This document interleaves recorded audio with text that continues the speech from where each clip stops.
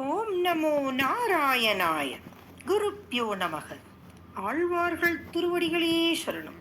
ஸ்ரீமதி ராமானுஜாய. ஸ்ரீ நம்மாழ்வார் திருவடிகளே சரணம்.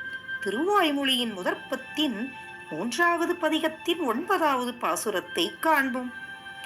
வலத்தனன் திரிபுரம் ஏரித்தவன் இடம் பெற துந்தித்தளத்து எழுதிசை மூகன் படைத்த நல்லுலகமும் தானும் புலப்பட பின்னும் தன்னுலகத்தில் அகத்தனன் தானே சொல்லப்பூகில் இவை பின்னும் வயிற்றுள்ள இவை அவன் தூயக்கே.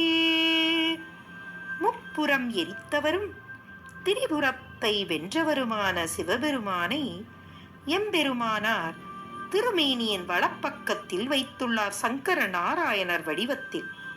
துந்தித்தளத்து எழுதிசை முகன் என்றால் நான்முகனை பிரம்மதேவரை எம்பெருமானார் திருநாபியில், அதாவது தொப்புளிலிருந்து தோற்றி வைத்தார்.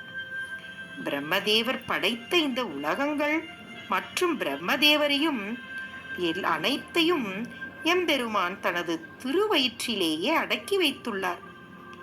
இவை அனைத்தும் அவனுக்கு இருந்தாலும் அவர் எப்போதும் தன் நிலையான பரமபதத்திலேயே நிலைத்து இருக்கின்றார் என்றும், இவ்வளவு ஏன், எல்லையற்ற உலகங்கள் அனைத்தும் இன்னும் பற்பல எல்லாவற்றையும் அவரது திருவயிற்றில் அவர் வைத்துள்ளார்.